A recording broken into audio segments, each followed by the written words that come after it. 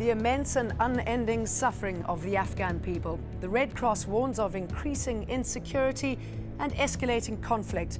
As Afghan and international forces battle a resurgent Taliban, what hope now for Afghanistan? This is Inside Story.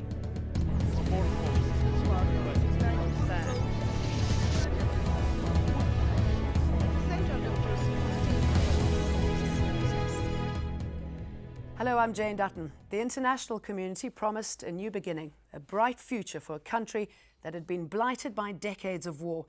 But almost 6 years after the fall of the Taliban, there's now a much bleaker assessment of life in Afghanistan. The International Committee of the Red Cross says the humanitarian situation is worsening. The increasing number of roadside bombs and suicide attacks and more aerial bombardment by international forces has meant a growing number of civilian casualties. The Red Cross concludes it is, quote, incredibly difficult for ordinary Afghans to lead a normal life. In a moment, we'll hear from the Red Cross and we'll go to London and Kabul to analyse the security situation and to consider Afghanistan's future. But first, a little more on the Red Cross's assessment of the current situation. From Soviet occupation to a US-led invasion to oust the Taliban, Afghanistan has lived through almost 3 decades of near-continuous conflict. And now, with NATO, US and Afghan forces clashing with Taliban-led opposition fighters, there appears to be no end in sight to Afghanistan's suffering. The Red Cross says the situation in the country is getting worse. It claims that increasingly civilians are becoming casualties of the conflict, and that it's people in cities and the countryside who are suffering.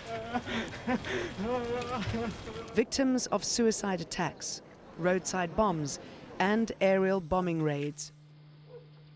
They're dying in attacks like this one, a suicide bombing outside a school in Herat. The explosion killed 4 schoolboys and injured 5. But they're also dying in incidents like this, a US bombing raid that killed more than 30 people. The Americans claim they were all Taliban fighters, but local police said civilians were killed. According to the Red Cross, for the Afghan people, the danger comes from Afghan and international forces and the Taliban-led armed opposition fighters. In 20 years of continuous operations in Afghanistan, the International Committee of the Red Cross has witnessed much suffering, and theirs is a depressing conclusion that life appears to be getting worse, not better, for the Afghan people. Well, I'm joined now from Geneva by REGIS SAVIOZ, the head of operations for Central Asia for the International Committee of the Red Cross. Joining us from London is FARID, POPAL, First Secretary at the Embassy of Afghanistan in London. And in Kabul is political analyst Abdul WAHAB SADAAT. Gentlemen, thank you all very much for joining Inside Story. Mr. SAVIOZ, what are the main reasons behind this deterioration? I think it's an assessment by the ICTC of its continuous presence since 20 years, and the situation today looks for us worse than it was a year ago. I mean, there are more roadside bombs, suicide attacks, targeted killings, and life of ordinary Afghans have become extremely difficult. The humanitarian consequences are high for the civilian population. We are extremely concerned about that, and we had to increase our emergency aid for this population. Development is crucial, but emergency aid today is extremely important. We had to increase our aid for the displaced population. We had an increased number also of detainees in the jail, and we are extremely concerned about the fact that it has been very hard for the population to have access to basic services, especially in the medical field. We are happy enough to be able to answer to that situation through our network of the Afghan Red Crescent Society. This is extremely important, but this is also extremely important that we can increase these activities and have access to all these victims of conflict. Mr. Popal, what is your response to that, and what is your reaction to the findings? Definitely, there has been some casualties, which we have asked the international forces to coordinate their efforts so that these casualties can be prevented. Now, coming to the question of the people's Sorry, access can I interrupt very briefly? John, you say these casualties can be prevented. How is that possible? Well, further coordination on a security level with security experts will definitely diminish this number because the local people and the local authorities have the intelligence, and that's a long subject. We can go to that later. But answering this particular question, our country's population's healthcare, especially women's access to healthcare, has been increased, and that's a study released by the Johns Hopkins University. The infant mortality rate has been fallen by some 35%, and also the very report released by the ICRC contradicts itself. In some areas it says that there is greater access of people to the healthcare, to organizations such as theirs, the Red Cross, and in parts it says that there is difficulties to reach those people. So you can come from any angle and answer that question. Well, Mr. Savio, from your findings on the ground and the increase in fighting that's spreading throughout the country, is that true? That people do have access to these facilities? I mean, certain people have access, but I think the situation today is that it has become more and more difficult for people to have access because of the insecurity. I think insecurity is the most important problem today for the Afghan population. And again, it has become very hard to live a normal lives. And I can just give example of statements, for example, from beneficiaries we had who called us in the middle of conflict-prone areas.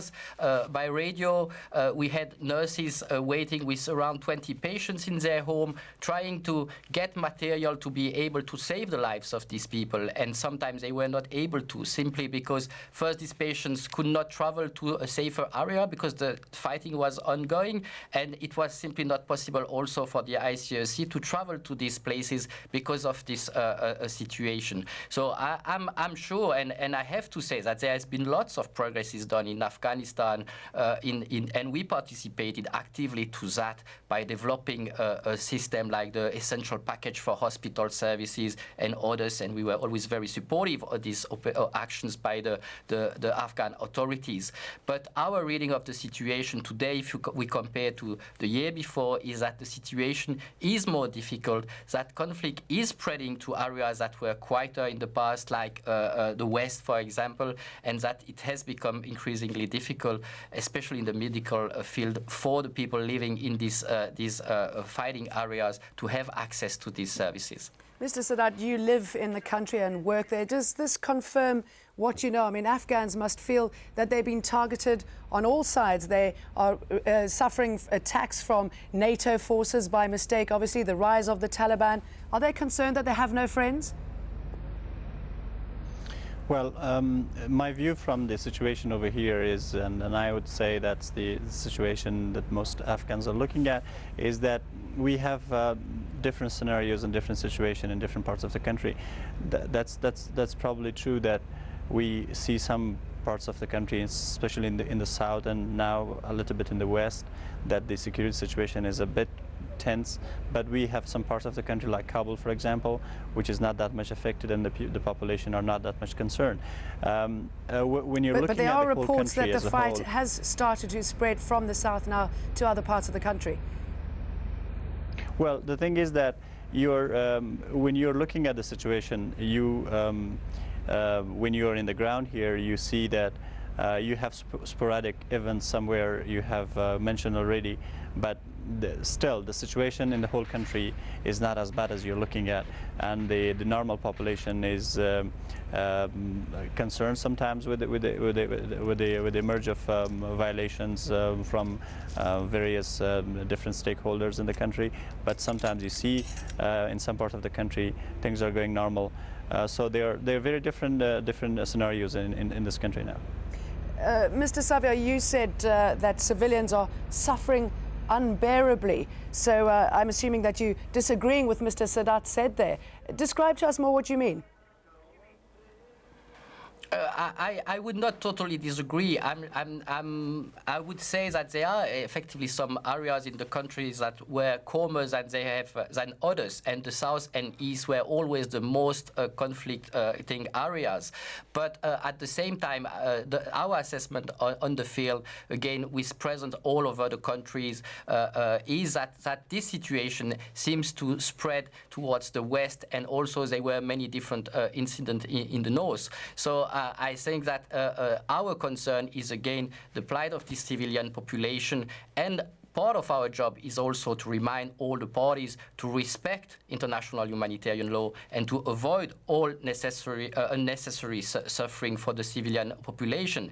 And in that sense, we have also delegates in the field monitoring this conduct of hostilities by all parties to conflict, or reminding them all also about their responsibility, and especially the principle of proportionality, to take all the necessary precautions to avoid civilian casualties, and to distinguish at all times between civilians and between combatants. And this is extremely important. We are extremely aware also about the difficulty of this enterprise, because the situation is extremely volatile. But all in all, in general, again, we have the feeling that the situation is becoming more and more difficult.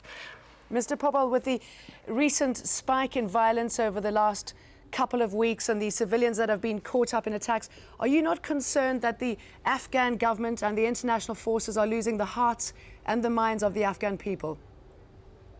The loss of every Afghan life is the loss for the Afghan people, and definitely the international community that's involved in investing so much in Afghanistan. It's not a good thing to hear. However, we have to remember and distinguish the fact that that these casualties, as your commentator said at the beginning of this program, are not just caused by the misguided bomb that went somewhere, but also most of them are caused by the suicide attacks in the major cities, at the heart of the major cities.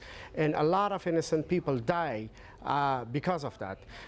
Please also remember that it has always been appreciated by the government of Afghanistan, the efforts of the Red Cross, ICRC, and so on and forth. We do try to have these things prevented, but these are all the efforts of the opposition and some elements outside of our country to destabilize Afghanistan and benefit out of the unfortunate and negative situation that results out of this.